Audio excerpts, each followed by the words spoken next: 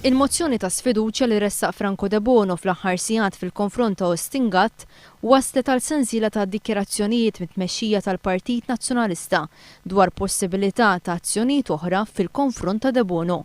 Waqt il-programm Bondi Plus, il-Vici Prim Ministru Tonio Borg iddikjara li l-Partit Nazzjonalista għandu jieħu d-deċiżjonijiet dwar il-fatt li Franco Debono qabatu ressaq mozzjoni ta' sfiducja kontra l-Ministru Austin Gatt. Il-mozzjoni ta' sfiducja f'Austin Gatt hija ħaġa serja li naħseb il-Partit ukoll għandu jieħu deċiżjoni dwarha. Tonio Borg qal li mhux aċċettabbli li Franco Debono jitħalla jagħmel li jrid, inkluż li jressaq mozzjonijiet ta' dan it-tip. Il-Partit ma jistax jibqa' immobbli ma jagħmel xejn meta deputat illi tela bil-voti tal-Partit Nazzjonalista x'kieku ħareġ indipendenti ma naħsibx li kien jitla u issa jrid jagħmel dak li jridu inkluż li jagħmel mozzjonijiet. Klip ta' 9 sekondi. Ma naħsibx li aċċettabbli di.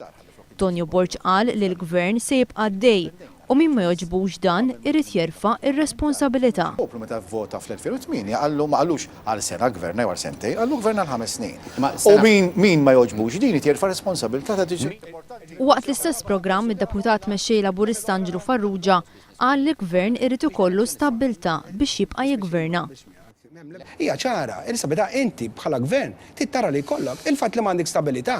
Inutli li tajtina ma rridx tagħmel elezzjoni, dika tista' tajda minn filgħodu sa flaxija. Sama Ġefri Poliċino. L-istabilità politika, il-gvern irid jara li jkollu ilu għaddej bl-instabilità. Illi allura ila għaddejja minn Jannar żgur sissa, illi dal-gvern qatt ma rnexxielu jġib l-istabilità ta' governanza. Intant, wara li l-ewwel qal li huwa jirriżenja biss jekk jintalab jagħmel dan mill-Prim Ministru jew mill-Partit Nazzjonalista, f'kummenti ma' The Times, Austin Gatt issa ddikjara li huwa jirriżenja biss jekk Franco Debono u Ġefri Poliċino Orlando jirriżenjaw huma mill-Parlament.